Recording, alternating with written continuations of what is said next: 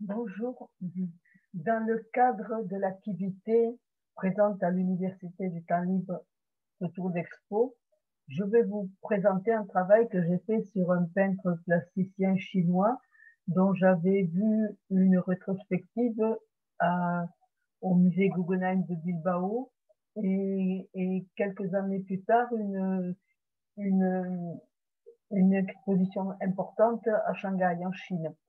Alors ce peintre s'appelle Tsai Guoqiang. Bon, pour plus de facilité, nous l'appellerons nous l'appellerons Tsai.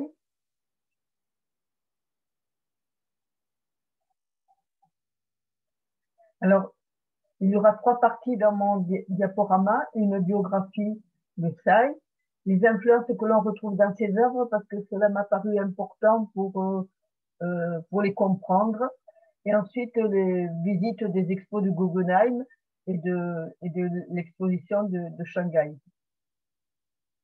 Alors, Tsai est né en 1957 dans la province du Fujian, c'est ici. Alors, ses parents étaient protecteurs et aimants. Son père était artiste et historien, et sa grand-mère à qui il voue une reconnaissance infinie. Cette grand-mère avait vu très tôt qu'il avait des dons et elle lui a toujours dit un jour ou l'autre, il faudra que tu rendes les dons que tu as reçus. Bon, après l'école de son village, il partit à Shanghai pour étudier l'histoire et tout un tas et l'histoire et la peinture. Et il a aussi étudié la scénographie et, et la pyrotechnie. Mais très tôt, il sut qu'il quitterait la Chine et alors à l'adolescence, alors que ce n'était pas du tout que ce n'était pas du tout la coutume, il partit et visita frénétiquement la Chine. Et inconsciemment, sans doute, il voulait s'imprégner des paysages, recueillir les récits, les légendes, observer les coutumes. Et puis, en particulier, des séjours dans un endroit dans la ville de Dongchuan, c'est un endroit très important pour les bouddhistes. Vous voyez, là, on trouve des grottes bouddhistes. Parce que on verra que ça, contrairement aux artistes chinois de son temps, qui rejettent toutes les traditions chinoises, lui, il s'imprègne beaucoup des traditions chinoises. Il dit même, mon pays natal est un réservoir pour mes créations, mais il dit aussi, je serais devenu un misérable bonsaï sans terreau pour grandir si j'étais resté, s'il était resté en Chine. Donc, il décide d'abord d'aller au Japon et il part au Japon avec des œuvres pyrotechniques. Alors là, j'ai un grand regret, c'est que ni à Bilbao ni à Shanghai, je ne me suis trop intéressée à ces œuvres, aux œuvres faites avec la pyrotechnie. Et ce n'est qu'en travaillant sur l'auteur que je me suis aperçue qu'il y avait des choses extraordinaires. Bon, je peux trouver sur Internet et je vous en montrerai en fin de diapo. Alors, au Japon, il allait dans les grandes villes et il avait beau changer de ville, rien ne marchait pour lui, on ne faisait pas attention à lui, ses œuvres n'intéressaient personne. Alors il a décidé d'aller dans un petit port de pêche qui s'appelle Iwaki. Et là, le succès fut immédiat. Le succès fut immédiat.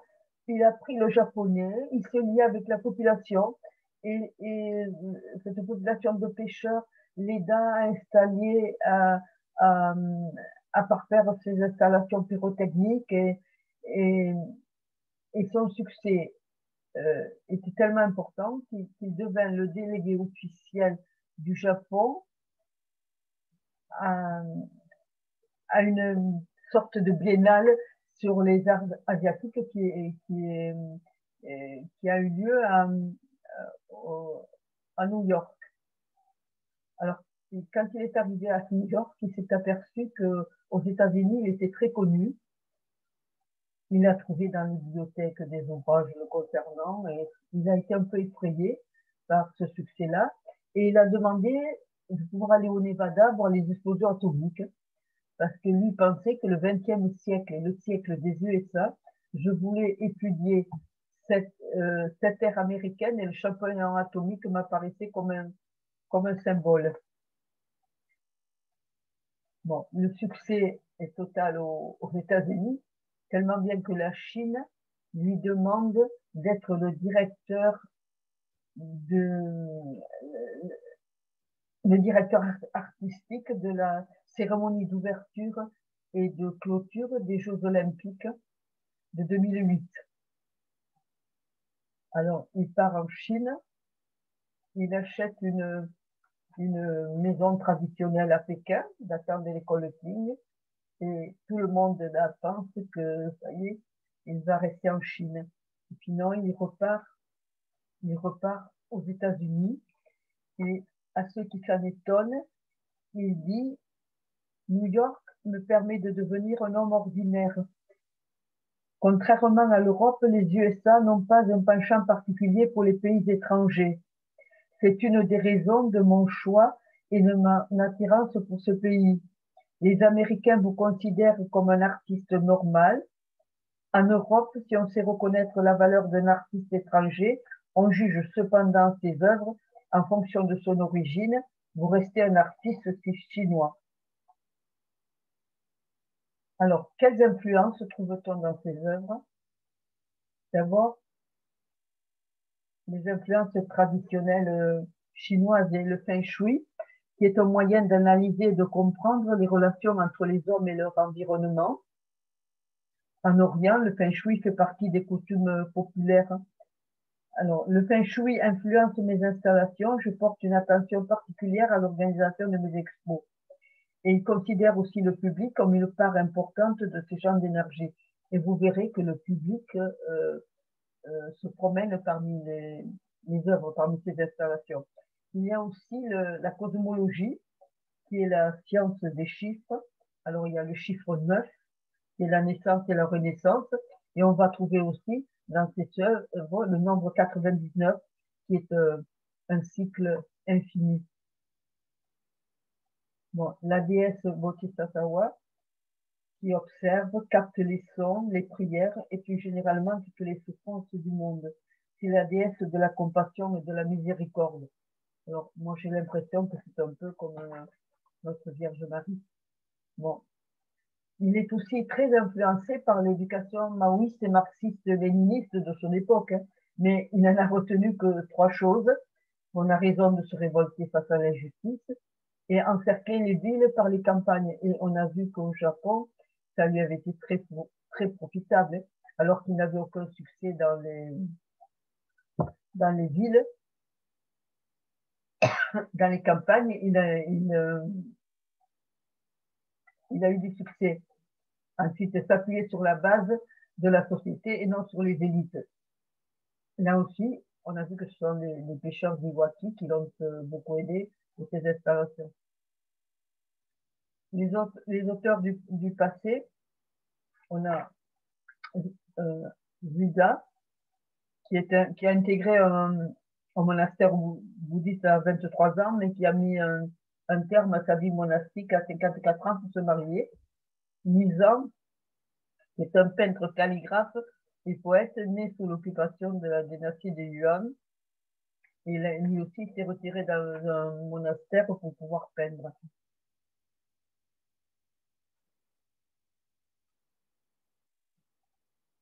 Le Gréco, qui est né en Crète, qui s'est rendu en Italie et il va ensuite vivre en Espagne. Alors, ça établit un parallèle entre son errance Chine, Japon, USA et celle du peintre. Il y a Jackson Pollock, qui n'arrivait pas à extérioriser l'énergie énorme dont il se sentait porteur et qui s'est tourné vers le totémisme amérindien. Il a élaboré la technique du dripping. Cézanne, alors, Cézanne désirait le pur et l'immuable, j'essaie de chercher l'immuable à travers le changement. Et chaque fois que je vois une toile de Cézanne, je reste muet d'admiration, l'émotion monte à moi spontanément.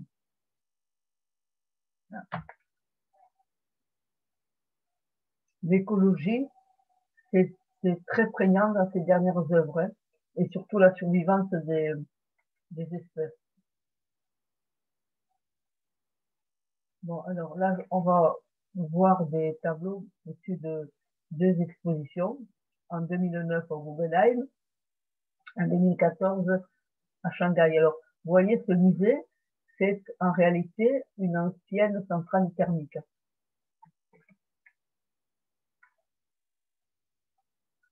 Bon, alors là, je vais vous montrer une vidéo de ce que l'exposition voulait s'intituler toute l'exposition Je veux croire, hein, c'était le titre du projet. Alors, voilà ce qu'on voyait quand on entrait dans l'atrium.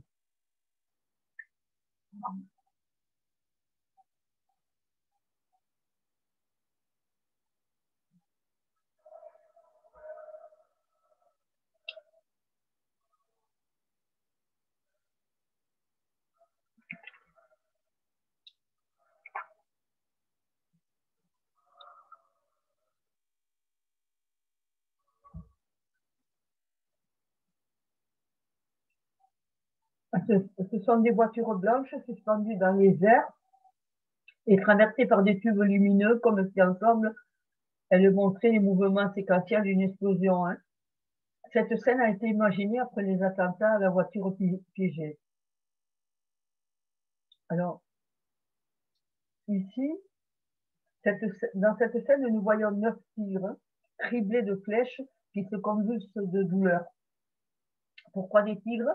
Le tigre est très présent dans la peinture traditionnelle chinoise. On en trouve sur les rouleaux peints. Le père de Salle en peignait aussi.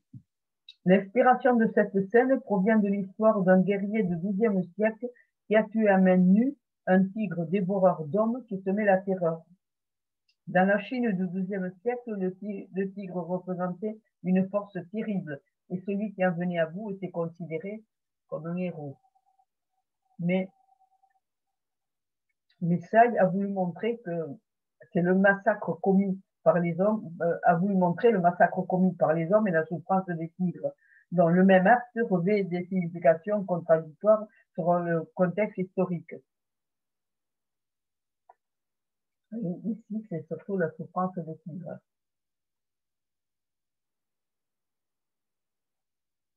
Alors, les tigres, il y en a 9.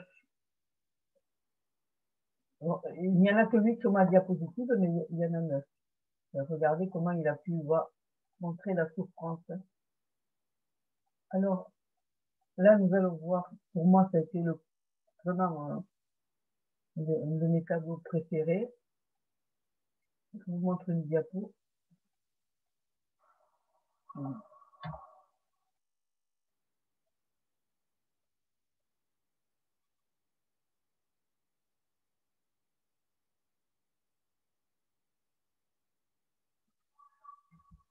Ce sont des loups, hein. Et ça, c'est un mur en verre.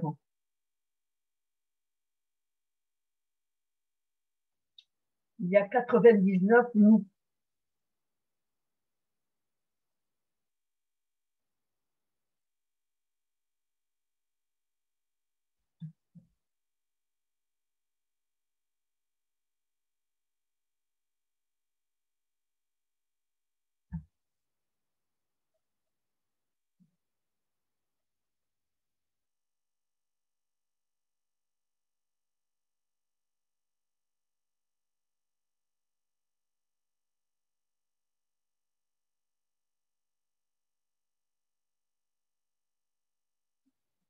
Voilà, alors vous voyez que ces loups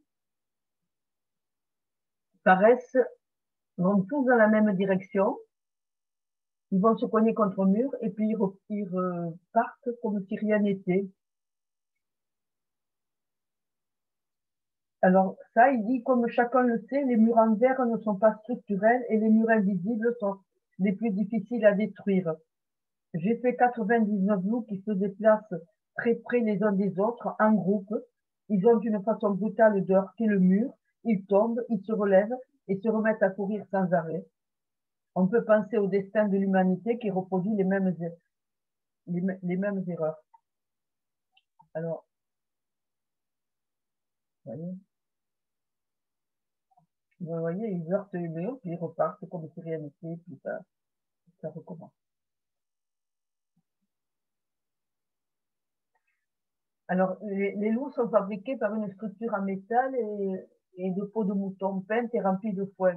Ça, il disait que la ressemblance n'est pas nécessaire, mais c'est plutôt l'idée du loup qui l'intéressait.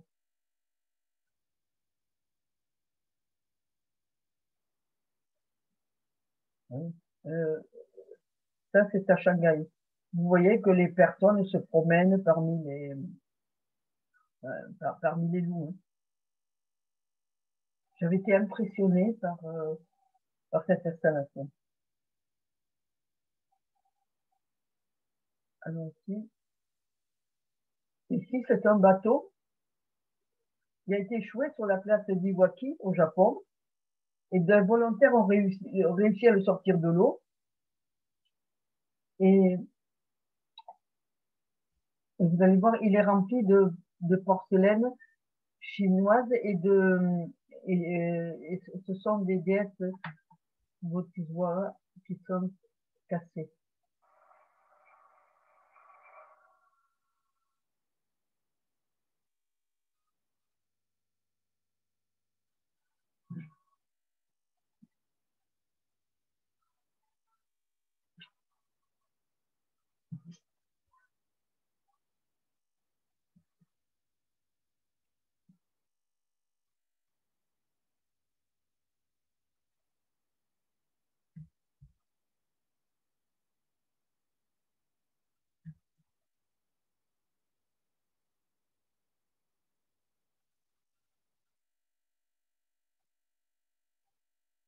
Vous voyez, ce sont des déesses. Hein.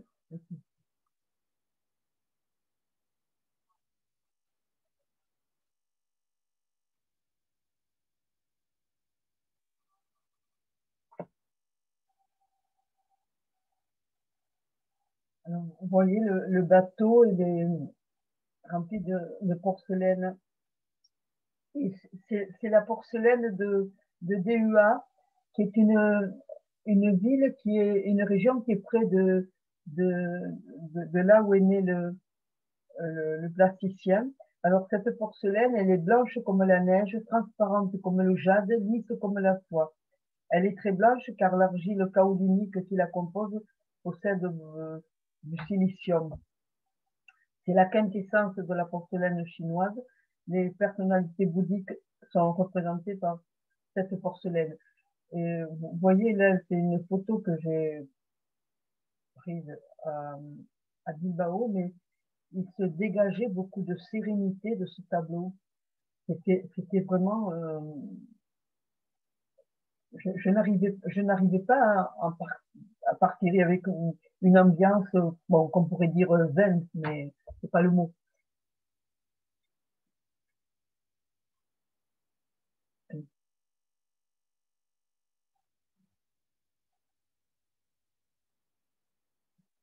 C'est la déesse, là, c'est donc le morceau. Et pour la petite histoire, chaque fois que cette œuvre est présentée quelque part, Sai exige que ce soit les personnes d'Iwaki qui viennent l'installer.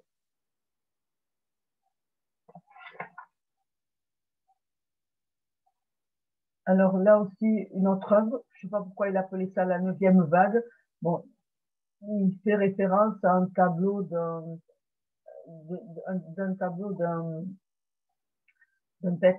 peintre allemand du début du XXe siècle, qui est un tableau de la 9e vague. C'est comme C'est un bateau avec 99 espèces en voie de disparition. C'est un tableau, c'est comme une arche de Noé. Alors à Shanghai, ce bateau avec les animaux là a été traîné par un remorqueur tout le long du Yangtze. C'est le fleuve qui traverse Shanghai. Alors voilà. Ensuite, on a mis dans un musée. Alors regardez l'importance de la salle. Hein. Vous voyez les personnages.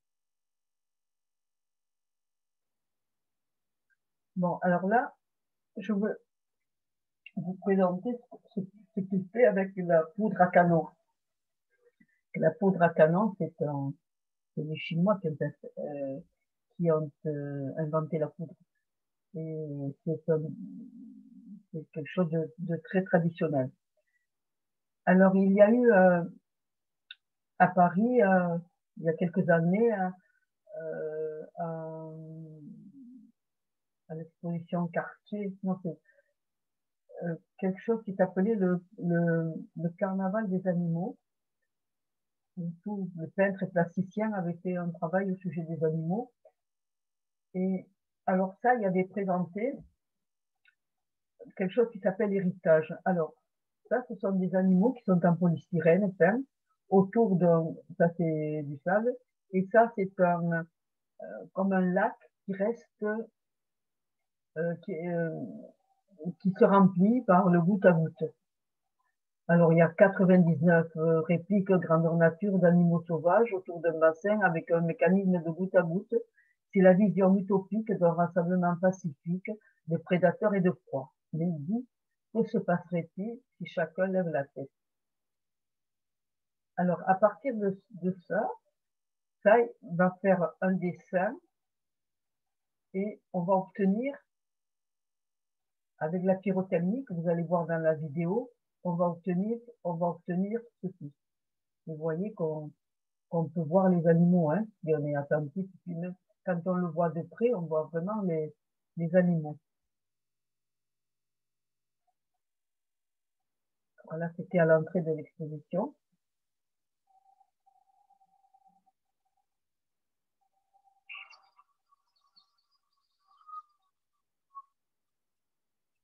Et là, l'auteur va expliquer, bon, je vous le traduirai tout à l'heure.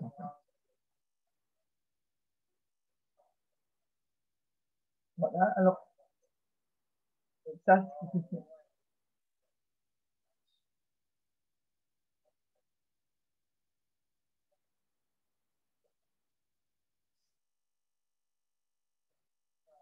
alors, vous voyez, c'est le dessin qu'on fait pour.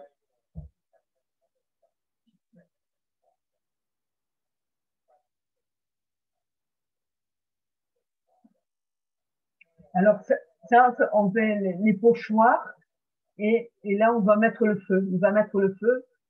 Voilà. De la poudre.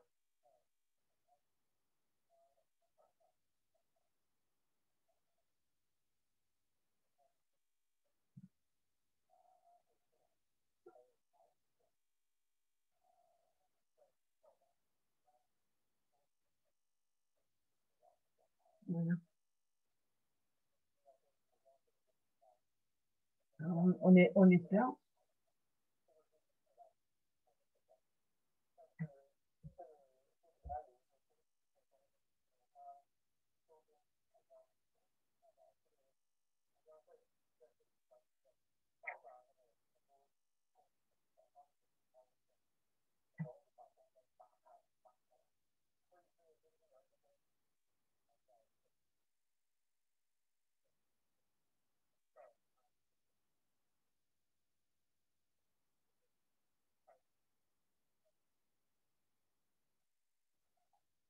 Bon, alors, là, ça, il explique un peu ce qui se passe. Alors, en particulier, il dit qu'il faut travailler avec la nature parce que les caractéristiques de l'explosion sont en fonction du temps, de l'hygronométrie. Mais pour lui, il faut avoir une relation très forte de l'homme avec la nature. Vous ne savez jamais exactement quelle sera la forme définitive de l'œuvre. On est dans l'attente et dans l'espoir que la chance vous sourit. Vous espérez que la nature vous vienne à l'aide, tel un dieu. On ne peut jamais contrôler la nature. Il dit, il faut chérir et protéger les animaux, car bientôt, nous ne les entendrons plus.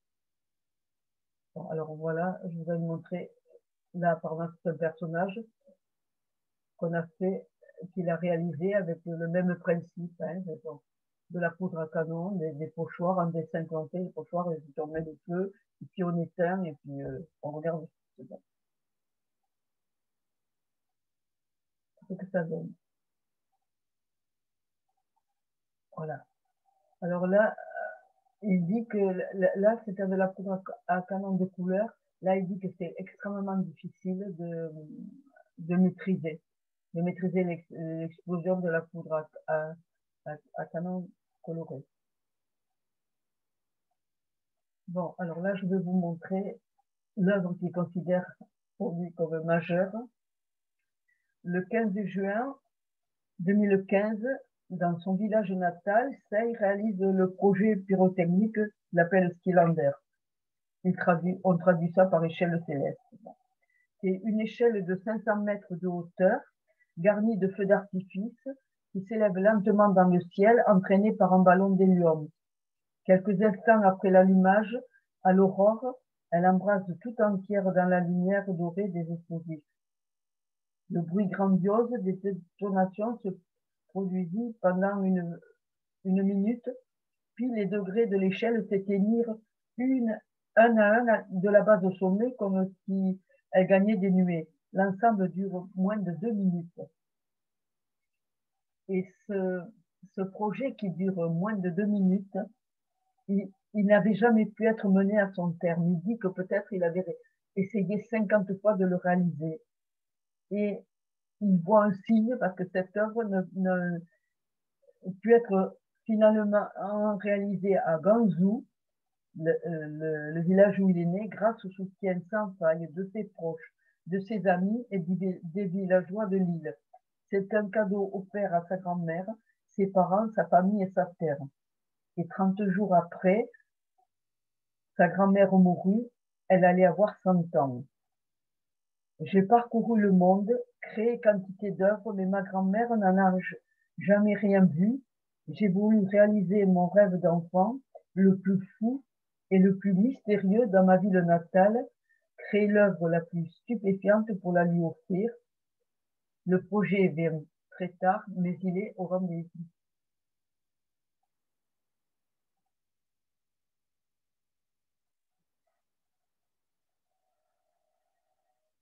Voilà.